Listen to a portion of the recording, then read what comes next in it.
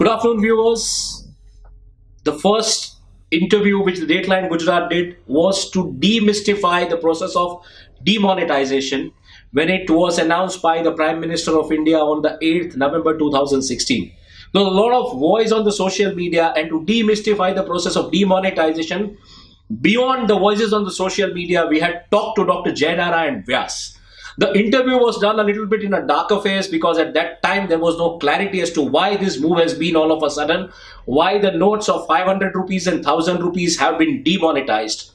But clearly that was the beginning. At that time, if you see Bahubali beginning and Bahubali conclusion, this was the kind of sequel which was making a noise around even in the Bollywood and Indian cinema. So that was the beginning. What we say, the interview, the first interview which we did with Dr. Jainara and Vyas on demonetization was the beginning, where he had clearly outlined three things. One was that the Indian parallel economy, or you call the black money economy, was not at par with the global benchmark or the kind of component the parallel economy component has in the Western world or the Western countries. It was much beyond that. Secondly, what he had said was that be ready to face the hardships. This interview is already there, which we had done on our YouTube handle, on our Facebook, and he had clearly said that be ready to face the hardships. And a third and a very important observation which he had made, where we asked him a question and he said that government has a mammoth task ahead, and government has definitely taken a lot of things into consideration before announcing this move of demonetization, and there can't be a kind of a hasty move when you are talking of demonetizing or putting down or demarking the currency, which was almost in tune of 18.5 lakh crores in circulation in denomination of 500 and 1000 rupees. Once again, to conclude this whole episode, there's been a lot of noise in last few weeks again on the demonetization, that the PAL committee and the Public Accounts Committee has tabled a report into the parliament, but the MPs from the Bharatiya Janata Party are stalling the process. That was the story broken by Times Now exclusively, and then it has been followed by several media houses. Once again, to demystify the whole process, whether the demonetization was successful or not, the process was okay or not. Once again, we talked to Dr. Jainara and Vyas, and what we ask him is, Dr. Jainara and Vyas has been somebody who is an economist, a thinker, who has been a tourism and a health minister in the Modi regime in Gujarat, one of the architects of the successful Kuch Din To Guzariye Gujarat Mein campaign involving Amitabh Bachchan. So we talked to Dr. Jainara and Vyas, who will demystify the whole process and tell us whether demonetization has been successful or not. So we asked Dr. Jainara and Vyas, welcome to Dateline Gujarat. You're live on the Facebook page of Dateline Gujarat. And so, first question, what I would like to ask you is that, how do you see this now from here? See, now the picture has unfolded. And despite that, there are number of views for and against being expressed. That itself shows how complicated and complex the issue was. And I'm sure for many years to come, this issue is not going to die down. It's going to be one of the issues, as far as Indian economy is concerned, in debate off and on. Now, let me say why I say that. You are talking about one of the basic motives behind this demonetization. That was curbing the black money. The second was the control on the terrorist activities and the issues like that. I think the task is so mammoth. And to say that black money is only in forms of note itself is something which is absolutely wrong. If you look at the investment avenues in which black money is hoarded, the first comes residential buildings and real estate, followed by the land plot, the third precious metal, the fourth diamond and gems, the fifth Benami investment, the sixth stock market and the investments in the stocks, and now much talked about the coca companies and the kind of penny stocks and Ponzi companies. The sixth is stock in trade. If you are in a business, your stock in trade is any day adjustable, and that's how it is cleverly done when the balance sheets are prepared to show or not to show the profit. The seventh is the assets that you hold. The eighth is foreign holdings. It was once upon a time, you understand, one major issue which was being talked about, the black money stacked abroad. So that is ninth is the Cash. cash. So you are attacking a minuscule segment of the black money. The giants are somewhere else, and here you are talking about something which is attacking the cash for search of the black money. Obviously, therefore, the motive is good, the intentions are noble.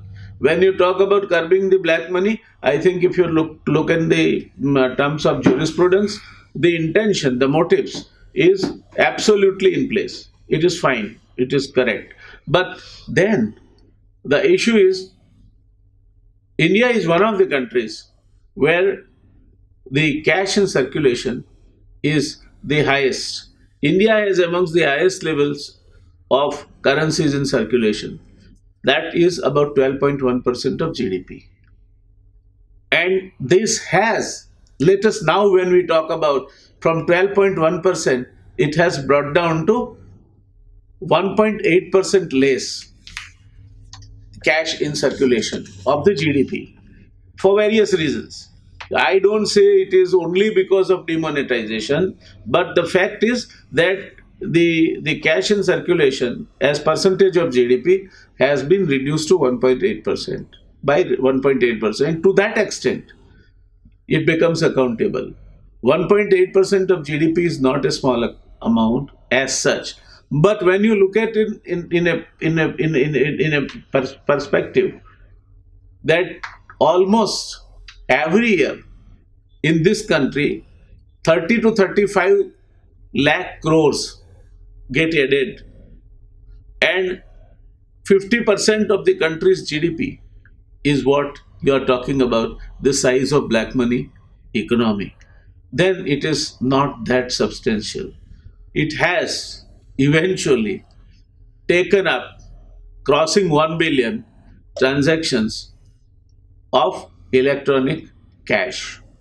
And that is for two reasons, according to me. Number one, for a while, as we predicted last interview, for a while there was shortage of cash.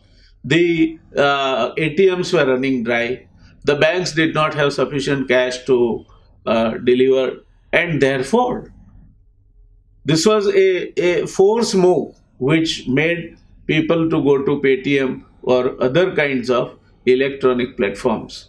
And this might have, and according to me, this has considerably driven the possible users, especially the urban elite, to resort to the electronic platform, Digital transactions. digital transactions. So these are the pros and cons. What broadly, if we look at what is happening, this is what has happened. I clearly recall, when you said that the cash is not the component. It's not like the cash is hidden beyond the pillows the way it was talked about, that we'll recover the black money or the black economy would be beyond the hidden pillows. The time we did an interview with you, it was in a dark zone. Do you see a broad daylight now from here for Indian economy? Do you see a broad daylight ahead when you say that the demonetization? We have yet not debated whether it is successful or it is not successful. But do you see a kind of broad daylight from here? What we see and what we learn from your narration and your narrative is that the cash component for a while moved towards digital transactions. Again, it is in circulation. Again, it has increased. And if you see the cash in circulation as compared to other economies, the proportionate to the GDP is high in India as compared to other economies. You're right. So do you see this? This would somewhere, because I understand that the rural economies yet bend on cash. See, it is not the rural economy. let us understand that the entire composition of the GDP in this country over last 2 decades has changed. We were once upon a time a GDP dominated by agriculture and manufacturing sector, that is industry. Today, 60% of the GDP comes from service sector. And out of that service sector, maybe I would say a very liberal estimate is that 50% is accounted for by the software and other kind of corporate companies. But still, bulk of it comes from smaller transactions, service providers, electrician, wireman, rickshawala, mandapwalas, caterers, which are still not accounted for. You So this understand? is the unorganized service sector, you mean to say? Very right. You when you talk about Indian economy, it will be absolutely a wrong thing to say that this is an economy which can be 100% made accountable or transacted through accountable platforms like the electronic platform. Agriculture is another 18% of your GDP, which bulk of it gets transacted in cash. Let's face the fact. So what you have 30 as half of the GDP of the service sector, and almost entire agriculture sector is 18%. So about 48%. And then roughly 5 to 7% micro and small industries, and even larger industries is the payments like transports and petty cash, accounts for cash transactions. So even today, I believe that 50% plus GDP in this country is getting transformed or transferred, changing hands in cash. So very clearly, I mean, again, the same thing. Do you see a broad daylight after this post-demonetization exercise? See, the country is going to move on. If we let's go to the 1820 era, where India and China put together accounted for more than half the GDP of the world. Then the Europe and Latin America and America rose, and by 1980, India and China accounted for less than 10% of the GDP of the world. Now again, there is an upswing that today India and China put together account for 33% of the GDP of the world. So these two economies are going to rise. Indian economy will rise if it is permitted to rise, I would say so. So these kind of resistance or basically kind of adjustments, if don't happen in economy, you mean to say this may rise to a certain extent? I won't say resistance. Kinks are bound to be there when you are making any policy change or changeover. There are going to be kinks which will affect the economy. But by and large, India has the great advantage that we have the largest free market in the world. If you talk about, very few people know, we are always mesmerized by the glamour of the larger industrial complexes and all that. Very few people know that the consumption of what they produce, bulk of it lies in rural markets. 50% of the cement produced in this country is consumed by the rural market. 55% of the two-wheelers, motorcycles produced in this country are consumed by the rural market. 60% of the clothes produced by this country is consumed by the rural market. I can go on counting the percentages which are in a very close proximity, plus or minus 5% of the median, that is 50%. So I think, if you don't have rural market which is prospering, and I think the real danger to the Indian economy is coming from the possible problems or slowdown that the agriculture sector might face. which is the main stay of the rural economy. 50% plus jobs and the 275 million tons of food grains, second largest production of fruits and vegetables in the world, and bulk production, number one production of milk in the world, as well as leaving behind Brazil now, the sugar production in the world, Okay. comes from these people. And because of the fragmentation of agriculture land, because of the problem the agriculture is facing. If you are not able to keep up the same rate of growth, where Dr. Swaminathan flatly said, when he was asked that, are you expecting the second green revolution? And his reply was alarming. He said, no, it's not the green revolution, it's the greed revolution. Now, this is loaded with tons and tons of wisdoms and possibilities that we can interpret out of it. Okay. So largely you say the economy would grow irrespective of these kind of issues. But my question comes that you had said that everything that is cash is not a black money. As India's two-third economy was or is cash economy, does this yet stand true with the 99% cash? I mean, I don't want to consider the point figures, I am but not the surprised. 99% cash coming back to the banks. I am not surprised by that. You know, this is so far so your increasing share of service sector and the expected growth and share of agriculture close to about 20% continues to be there. The transactions going to be cash transactions. You shall have, you had 12 point something percent of GDP cash in circulation, which is one of the highest in the world. But then today, at 10.2% roughly, still it is one tenth of the GDP, which is in cash. So to say or that this will be transacted to electronic platform or digital transactions, and you will have cashless economy. It's you are in a fool's paradise. You can talk about less cash economy, where lesser transactions are in cash, more accountability, better tax buoyancy. All these things happen. But then again, let us not forget that the main revenue to the central exchequer is not income tax. It is the service tax, GST. And there, any purchase, even a small hutman dweller buys a small item, it is loaded with GST. So automatically the tax collection comes through. So I think that expectation of tax buoyancy only through raising the income tax collection or this kind of thing is again something with which I do not agree. The consumption increasing will increase the GST collection, will increase the items which are increasing the turnover, will increase the employment, which is the need of the hour, and will increase the overall buoyancy in the economy. Almost 99% currency has been demonetized. Currency has came back into the banks. Yes. I don't work on that point 1, 2, or 3. No, it's negligible. It might be still stacked with some people who might not have got various reasons for that. So let's say near 100% has come back, which clearly, implies that hardly any black money has been taken away from the system.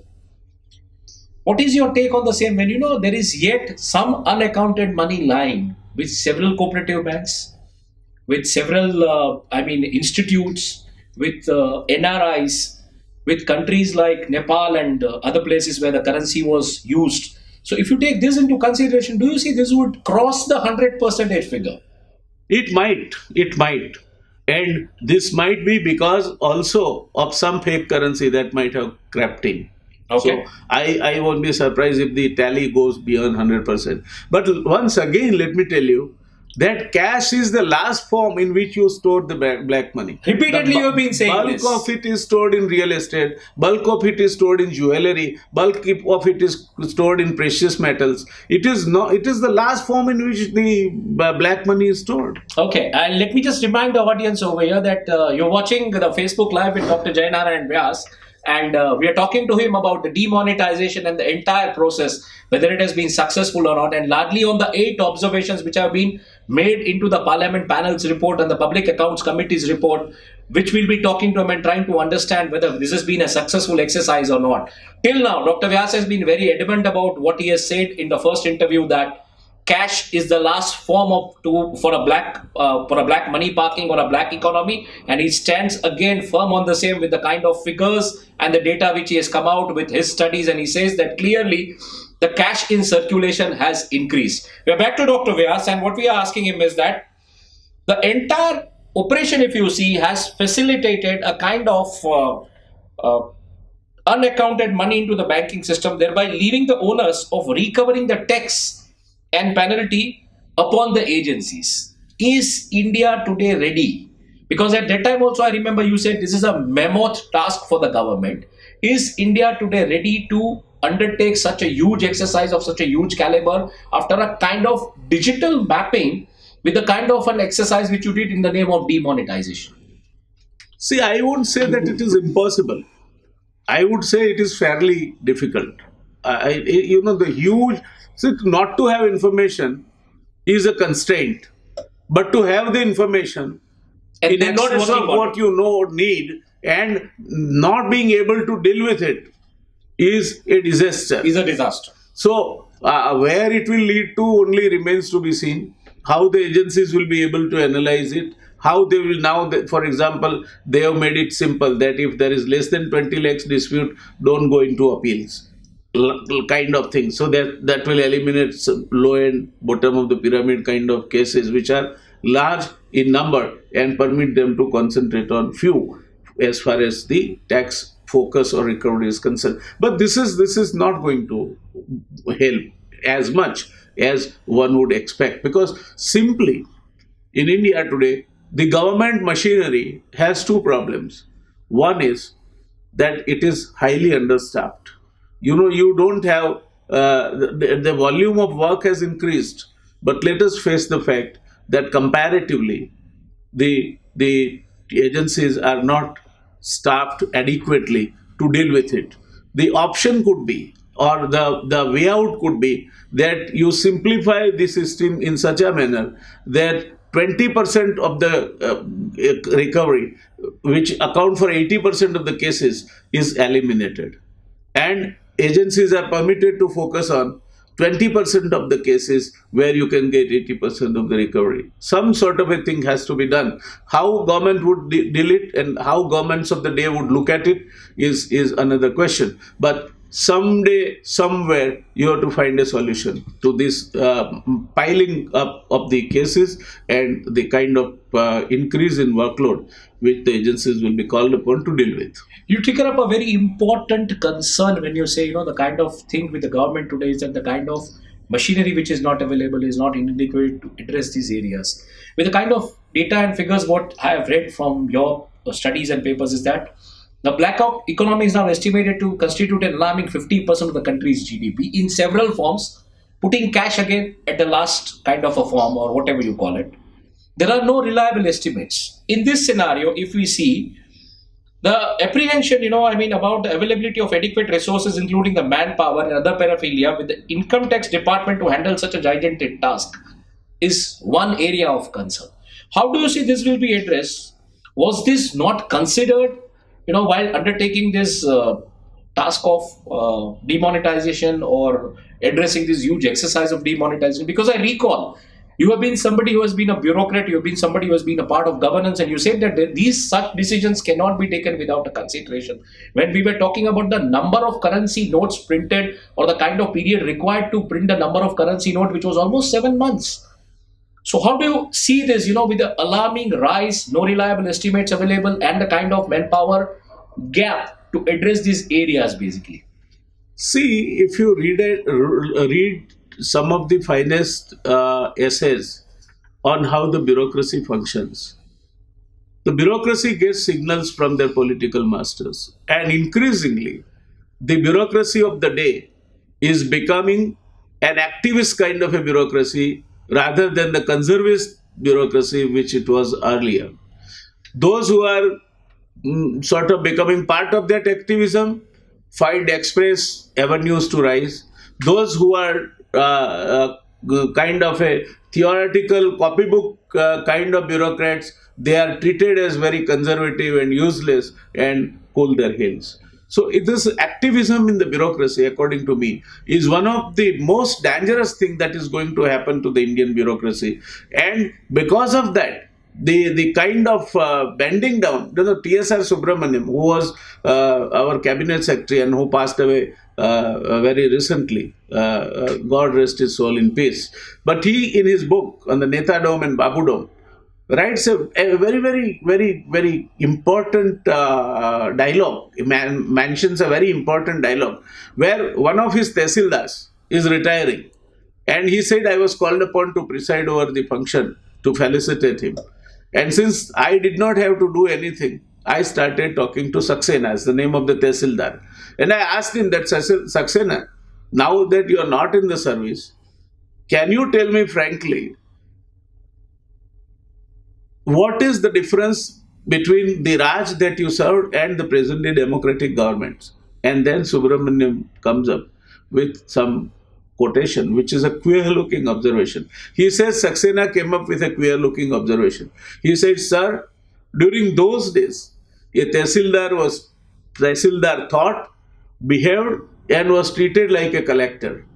In the present day government, a collector thinks, behaves, and is treated like a tehsildar.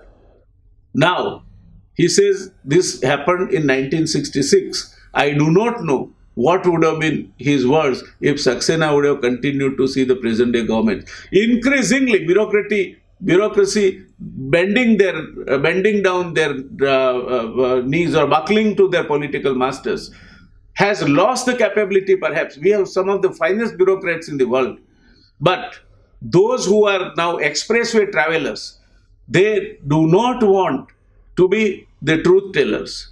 They do not want to be the people who would stand up and say, sorry, sir, sorry, Mr. Minister, this cannot happen.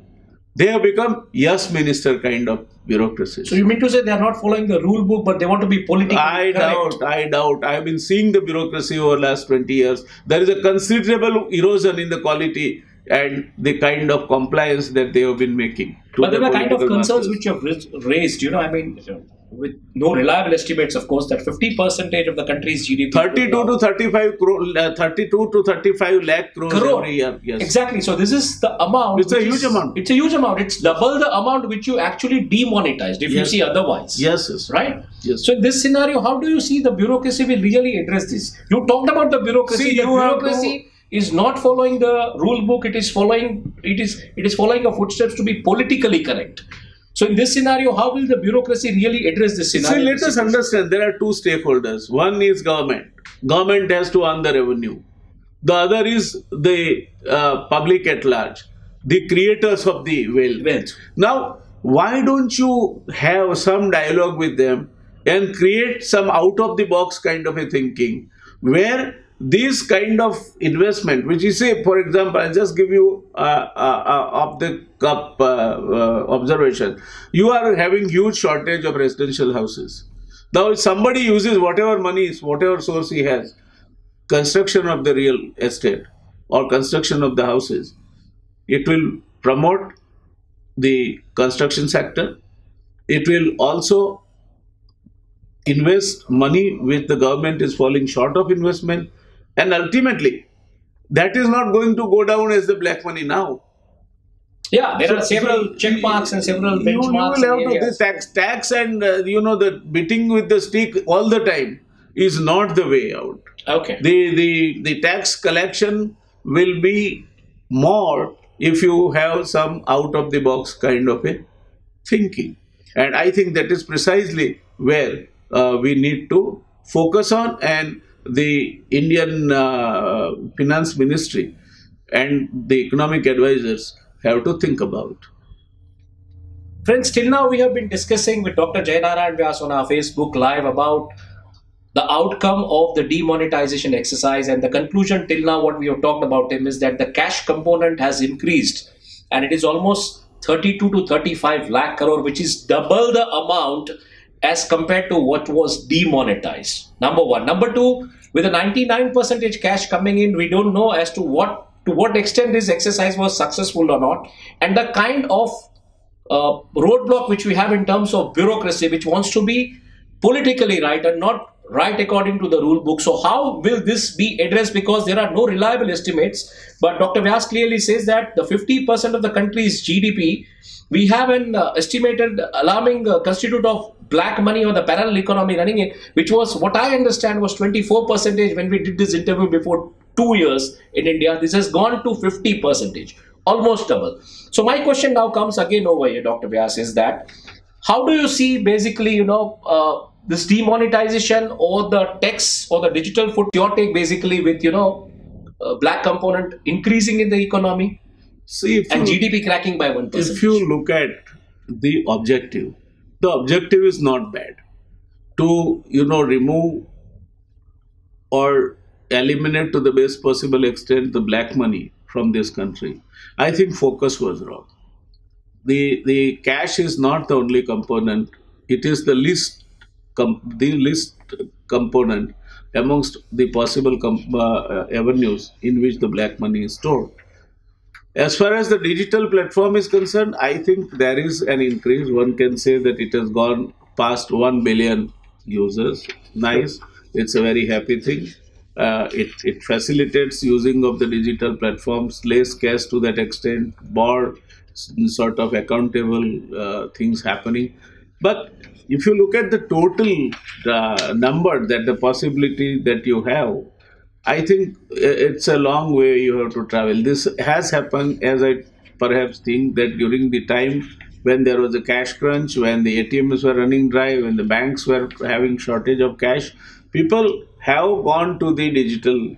So you should not count only numbers. But that was on an ideal 15 percentage kind of a rise. It was No, just a 6% rise. I would say numbers doesn't matter to me. I would rather say what percentage of GDP. No, but was that 6% just to facilitate the urban crowd, which was not able to stand in not the to lines, facilitate. which was not having a cash and had to make some payments for the restaurant bill or something? I don't think it was anybody's design. Okay. Because they were competent, they have taken the But I mean the that path of least the resistance. rise was just 6%. Yes, so I would rather like to know that before demonetization, what percentage of GDP was getting transacted In digital. through digital platform, and what percentage of GDP is now getting transacted through digital platforms. I think that is a more That would be a realistic benchmark and a realistic these comparison. numbers. It is more likely to mislead you rather than lead you to any conclusion. But having said that, the way you narrated it rightly, that the GDP had taken a toll, that's a fact. There has been some green shoots, of course, in last one quarter what the government is telling. But the wage and trade losses, if you see, the large unemployment in the informal sector has disrupted mainly rural economy, but was all due to the fallout and a severe shortage of cash in the system. You had clearly pointed this thing in the past interview, saying that cash component in the rural economy, the agriculture sector is something which is vital. It was a kind of a oxygen or a blood to keep that economy reeling the way it was. Now you give a more flashlight even on the service sector and the kind of small payments made even to probably a cobbler or a man who is ironing your shirt, or you take a auto or whatever kind of services you consume. So how do you see this? On one hand, a dent in 1% economy, rise in the rise in the parallel economy almost doubled, and the kind of job losses. So you have to understand one thing very clearly. Any change, whenever implemented, the first reaction is that it is resisted.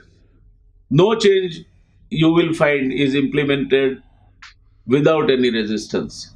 Second, the initial impact could be that this resistance might have some unpleasant fallout effects. The queues for exchange of notes, and I tell you that they were not black marketers. They were not people who had black money who were standing in queue to exchange notes. But then it does matter when people die. So it has some unpleasant fallout effects when you are implementing any change. So I would say that any change is resisted, any change once implemented might have some fallout effects which are not so pleasant. But coming to the consideration and coming to your statement regarding Indian economy, I would not entirely blame the demonetization. Okay. It must take its part of the blame where it is due. But if you look at the bank NPS, I have the figures. In March 2015, True. it was 3.23 lakh crore. In March 16, 6.1 lakh crore. And in March 18, 10.4 lakh crore. So what does it indicate? This indicates that and who are using bank finances? The bank finances are being used by those segments which are mainly contributory to the economy. When these segments are not doing well, maybe there are few black ships who might be willing defaulters, but by and large, such huge default cannot be only willing defaulters. So this is an indication that economy was already going downslide, and therefore to blame demonetization solely for the loss of GDP by 1% or whatever Dr. Manmohan Singh said 2%. At least it is heartening to now see that it has been around 1%. This might have happened because of various complex reasons, including some international factors. So the sideline triggers, if we don't talk, I mean, NPA is one area which you try to address, and you said that NPA, somewhere the way it has been, the data and the numbers have been, somewhere demonetization did really not help to address the NPA. The kind of trigger which was there, which was of course not one of the objectives of the demonetization, but a kind of a perception which was there largely within the audience, was that this will help in reducing the NPAs. There was a huge cash pile up, the interest rates went down, but the borrowing or debt did not happen. Interestingly, today Vyas has done a fantastic story saying that just n number of amount of crore rupees has been dispersed to 615 accounts, and that's just agriculture loan. And these are corporates to whom this loan has been dispersed. So how do you see this, this hidden agenda? I mean, the narrative definitely was to curb the black economy, to curb the counterfeit notes in the system, to curb the terrorism. Nothing of that has happened. Even the Boom did a fantastic story wherein they compared the speech of the Prime Minister of India on every occasion, and they matched the two graphs wherein the speech had moved, wherein the three core components had reduced to the cashless or the digital India, and that was at a rise by the time of UP elections. So how do you see this NPA? When you raise this question, do you see NPA was, even if it was a hidden agenda, it was addressed? So I don't think NPA could not have been the hidden agenda. NPA has direct correlation with the economy. If the economy is buoyant, if the economy is doing well, if the industry is earning profits, obviously NPAs will do better. They will get reduced. But let us also remember what Harold Ginin has said. Harold Ginin has said that larger is the system, larger are the layers of inefficiency. So what you quoted is one of the glaring examples of how some people, very worthful and very capable, have found a way to deal with this layers of inefficiency in our Indian economy and make the most out of it. So these 600 or 700 people who made corporate companies and took the best out of the agriculture policy, I think these are the people, not all of them, but quite a large number of them. They were experts and had the necessary wherewithal and the competence to feed the system. We have become a system which relies more on figures rather than any other assessment. So to feed the system what they accept as their feed and make the best out of it. So there is definitely those who did it with malified intention must be brought to books, and the government must deal with them in such a manner that there is a message that gets conveyed loud and clear that anybody who is trying to tinker with the system, trying to sort of play fraud or do something which is not ethical, will not be left out unpunished. It doesn't happen. Understood. We'd just like to again take a call on this, that we're doing an FB Live with Dr. Narayan Vyas. He's demystifying the whole process of demonetization, what we call the conclusion, because the one which we did earlier before when the demonetization happened, that we call is a beginning, and this we call it a conclusion. So this is going to be a kind of a conclusive final word, and this brings me. Till now he has been talking about the things, and last what he said, that NPA was the hidden agenda of the government to address this. He clearly says this has nothing to do with the demonetization. It is clearly with the economy, and the people who have fiddled with the system, who have stashed up the cash from the economy or fled from this country, they should be brought to the books. They should be brought to the rule of law, and they should be clearly said and given the message that this kind of tinkering with the economy is not permissible. This puts me to one another question, Dr. Vyas, is that NPA was one area. If you see NPA and if you see the another area, that is the cost of printing the currency notes, the cost of calibrating the ATMs. I mean, 1% of the black money is yet accounted, but with the kind of things which we said, we see that more than 100% will come back. So how about this cost? And I am sure you had talked even about this. We had said that, with the kind of data which was given by Dr. P. Chidambaram at that time, and we had debated on this also. And we said that it would take 7 months to just print that 21,000 currency notes. So this cost of printing, cost of recalibrating ATMs, the kind of stress on the banking sector with the NPA burden. How do you see this? I mean, I want a very good explanation for the viewers. My reaction is divided into two compartments. The first, Gujarati માં જો કહું તો સોના કરતા ઘડા પણ ક્યાંક મોંઘી એવો ઘાટ થયો I છે. won't buy that. Okay. I won't buy that. My reaction is divided into two compartments. Number one, yes, those figures of currency printing cost and other costs which you are saying are costs. Number one. Number two, where I do not agree, is that these costs need to be spread out. You make any investment in an industry or any venture, you are spreading it out over a reasonable period, by which the entire exercise gets neutralized. So to put that cost straight away and sort of percentile workings of it and then comparing it and then saying that this is what, I do not agree. It is a long-term measure, and therefore the expenses also which you incur for that must be spreaded out on a reasonable time line. It will be improper and unjust to say that this expenditure which is made is today only, and today only. It has these notes are not going to vanish tomorrow. So till such time you are going to use these notes, the cost of printing them must be accounted for and spreaded over that period. Having said that, I mean, there could be more economic costs arising out of the demonetization which have not been possibility yet factored by the government. What is your take on that? Well, there are a number of things which you can narrate out. But to say, once again, I'm telling you that to say pinpointedly that this is because of demonetization will not be possible. Let the analysts come out with any theories. These theories will always have the kind of other side, and you will always be able to punch holes in their armory, because demonetization is one factor.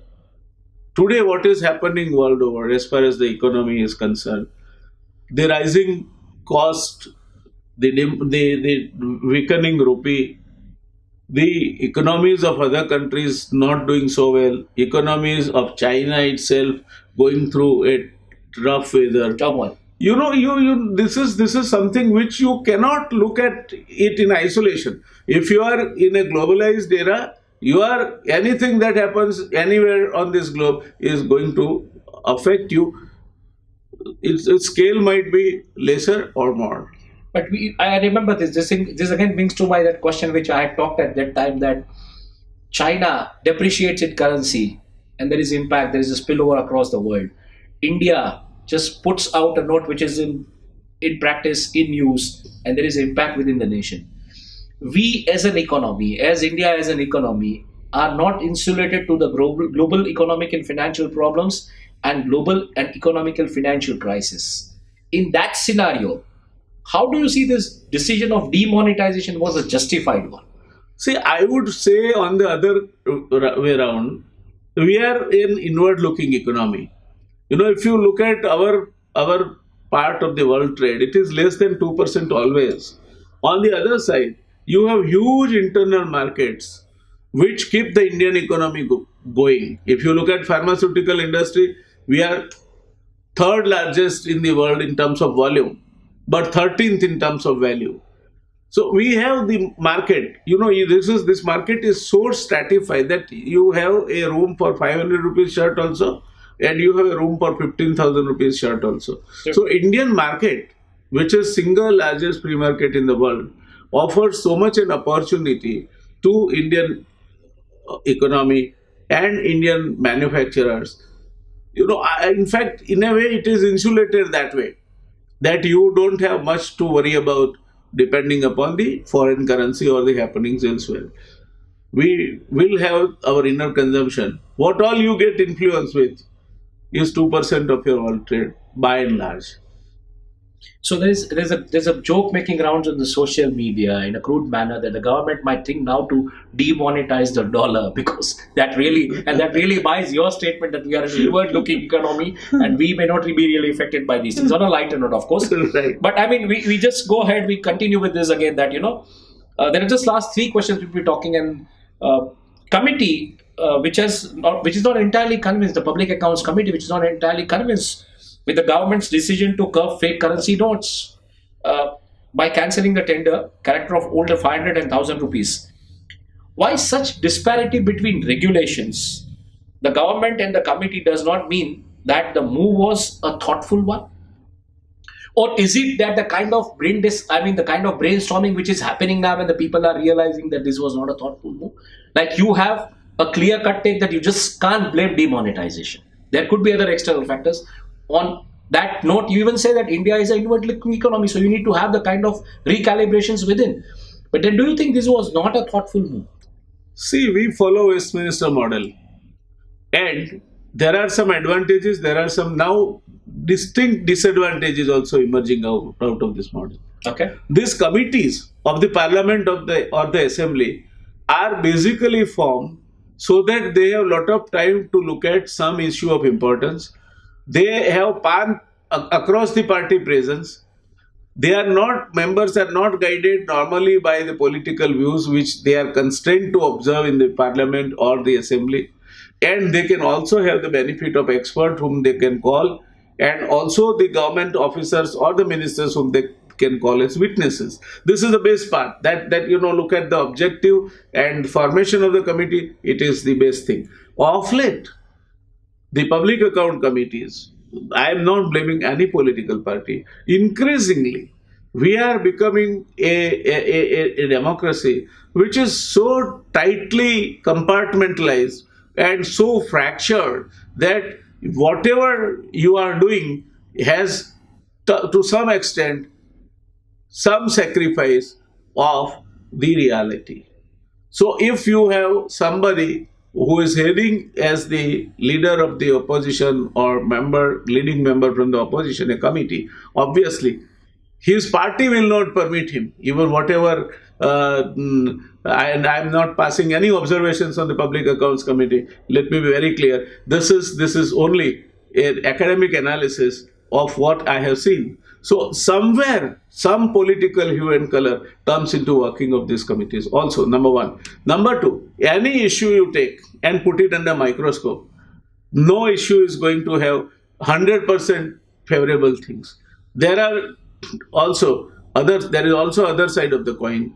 And if you focus as Public Accounts Committee or opposition on the other side of coin, I think there is, again, the ruling party focuses only on the favorable sides. The opposition focuses only on the other side. The victim is the objectivity. The And objectivity, the objectivity is sacrifice, and the people who stood in the line, the loser is the nation. and the people who stood in the line, the honest people who stood in the line, the stakeholders. and the stakeholders. Yeah, very true. So, do you mean to say that even these Public Account Committee are like, they're not following the rule book, they're trying to be politically correct? I won't say that. I've got no business to pass any value judgment on them. But this is what, to my limited understanding, and having been part of such committees earlier, having seen some of the reports of such committees being stalled, being presented, I think this is what This stands seems to an to be extent. happening. Finance Minister Arun Jaitley has been very vocal in his blogs advocating that the demonetization has increased the number of taxpayers, has increased the tax collection. I just want you to explain to our viewers and readers what kind of a correlation does a demonetization exercise and a tax collection have? I tell you, there are two things. Number one is, first of all, you will have to discount the increase in tax collection by the increase in GDP. Okay. Obviously, when there is an increase in GDP, proportionately, so you have to talk about incremental increase. And when you talk about incremental increase, maybe only one factor responsible for that may not be the reason. Even if demonetization was very, very benevolent, it would have been all everything positive, and the economy was not doing well, or there is a war-like situation on the borders. The tax buoyancy would have disappeared. So there is And no. as you know, so you mean to say there is no correlation between the tax absolute number of correlation. tax No, I number won't- of tax I- payers increasing and the tax collection going up and the demonetization. There is some correlation, but there is no absolute correlation. But even this is, don't you see this is plugged with a little kind of exercise which has been happening, the corporate insolvency resolution processes, or the kind of coca companies going out of the economy, the real kind of contribution coming in. The country more moving towards, because when I study the indices of the stock market, what I see is there are a few companies which really have a kind of bandwidth today to kind of address, to kind of deliver, or whatever is perceived in that context. See, I have been a student of the stock market for almost last 4 decades. Okay. And one thing I have always quoted, that the stock market hardly moves on reality. Okay. Stock market moves either on expectation of something favorable or expectation of something Not adverse. So though it is barometer of the economy, stock market moves more on the hope or despair. But then this correlation between the demonetization, number of tax collection increasing really does not stand the way it is. Stock market cares 2 hoots for this. If somebody who are major players feel that this is the move which is likely to be very favorable to these industries, automatically, even before the day the thing is announced, there will be the shooting up.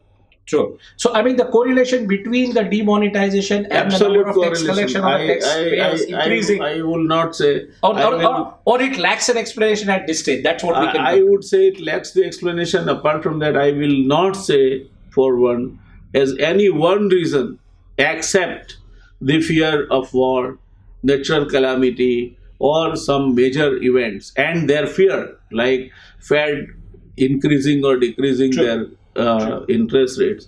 It doesn't impact the stock market. I mean, there is no correlation also between this demonetization. So, I mean, yet it is not established as such. The way finance minister has been. It will never be able to establish. Okay. You will never be able to establish. I'll just take once again to the viewers, and we're talking to Dr. Narayan Vyas. He's demystifying the demonetization. We have read the last question, and the conclusion of the kind of discussion which has happened till now is that demonetization alone cannot be blamed for the crack in the economy if it is there. Demonetization has no correlation with the number of taxpayers increasing or the tax collection increasing.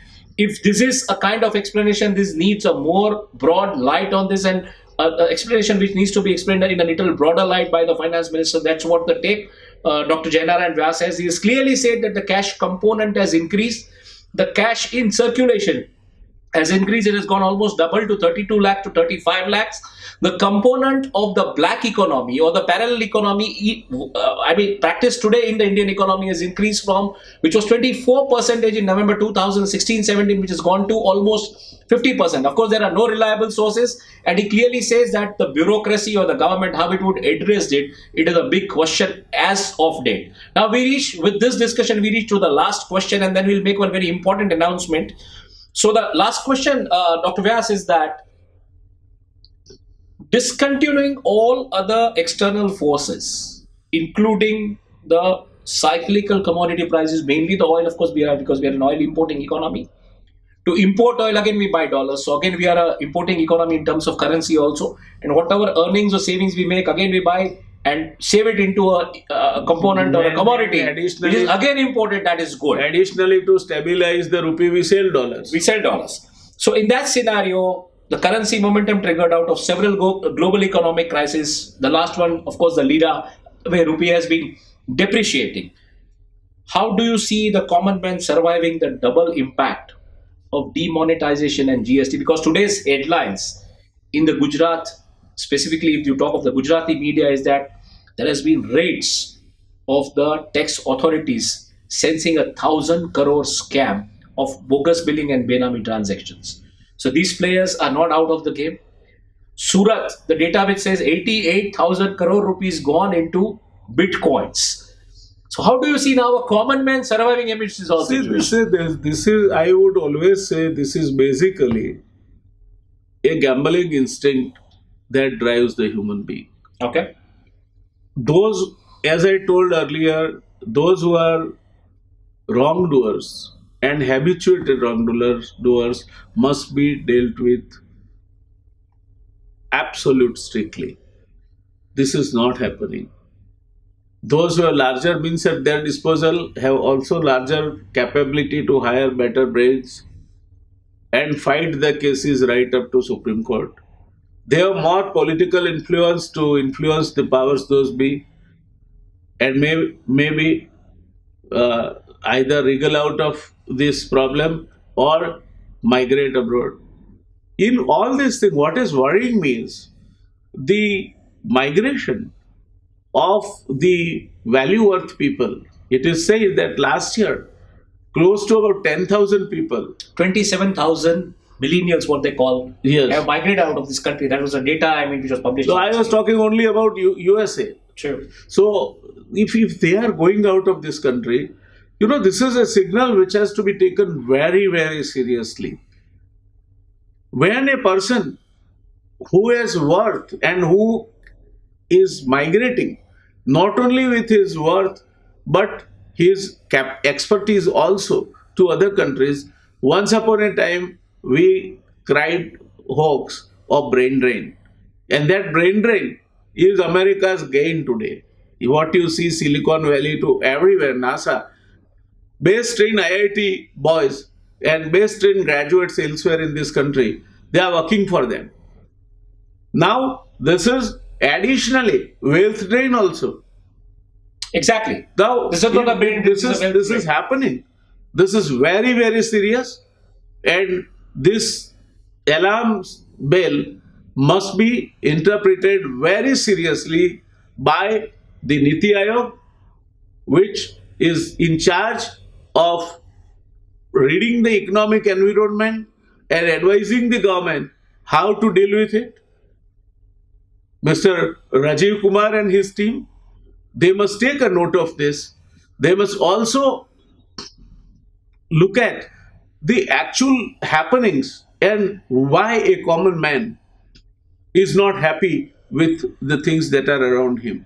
Yep. I think there is a need for a clinical look at the Indian economy very objectively, and then honestly planning the steps to improve it and implement it. Unless this happens, the inequality gap. There is an inequality report between 1974 and 2014. That is 40 years. The top 40%, the bottom 50%, and middle 40%. Their income in this period of 40 years has increased barely close to 90%. Whereas the top 10%, their income has increased by 700% plus. And top 1%, their income has increased by 2000% plus. And top 0.1%, their income has increased by 7,000 times plus. Now, this is a very serious thing.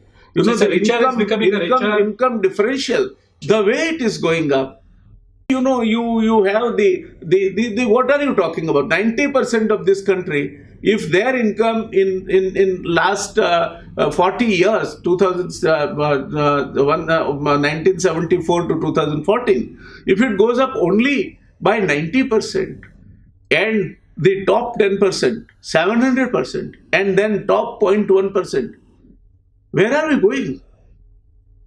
So you mean to say the richer is becoming a richer and a poor Has become a rich is becoming richer, and richer is becoming richest. and the poor is getting Poor and middle class, they are more or less just floating around. True. Sure. Both are, with all the beneficiary schemes and what all we talk about, the lower segment also, nothing much seems to have happened in last 40 years. What all we talk about, the salary earning class, that honest taxpayer class, which is the middle class, nothing seems to have happened with their upliftment anymore. It's very dangerous situation. When It's a you very have dangerous situation. 10% versus 90% in this country. It's a very dangerous situation, Very, and this very. leaves with a clear cut mandate for us to talk further that will the economy be the issue in the 2019 elections, or it will be fought again on the emotive issues. Yes, Dr. Narayan Vyas, thanks a lot for this conversation. We want to continue the string and series of conversations with you, and that's where we'll now trigger off on several other issues like how the economy will pan, how the things will pan from here. But for now, if we are talking of this conclusion of demonetization, what is the concluding remark you would like to make? Just a 2 or a 3 line statement according to whether it's successful or it's not successful. See, demonetization, where you feel it is successful, you should documentize it. But more, where there are problems, where there are criticisms, where there are severe adverse impact which is being seen, I think there should be an honest effort to diagnose it clinically and rectify it and remedy it. To make something go wrong is not an offense if it happens unintentionally. But once you know something is going wrong and yet you continue to ignore it, That would is lead wrong. you to disaster. And this is what I would live with, that yes, there are some good effects of the demonetization. All that blame which is being rattled out in the name of demonetization are not exactly true, but there is the other side that one has to look into very seriously, and demonetization should not be an emotive issue for the government. Sure. An administration cannot look at something as their own child and therefore emotively attached to that. That can be a disaster. Like what Dhritarashtra was attached to Kauravas, which led to ultimately totally wiping out of the dynasty. Sure. You must look at it objectively, correct the mistakes, do the trajectory corrections, and move on. India has a great future. Sure. This century is going to belong to India and China. And if you want to really see that happening, you'll have to rise above petty prejudices, rise above this kind of hesitations where you are not willing to go for trajectory corrections and move on. I am sure the country has the resilience and the capability to take such things in their own stride and still continue to grow. Okay. So, if I have to talk about your conclusive note, Dr. Vyas, then very clearly, doing wrong is not wrong. But knowing that what has gone wrong and not rectifying that, that is clearly wrong. This sparks a series of discussions which we are going to do with you, a string of discussions which we are going to do with you on, which are going to engage with you basically on agriculture, on economy, on the political scenario of the nation, on the kind of reservation steer quotas which are, the reservation quota steers which are happening today across in the country.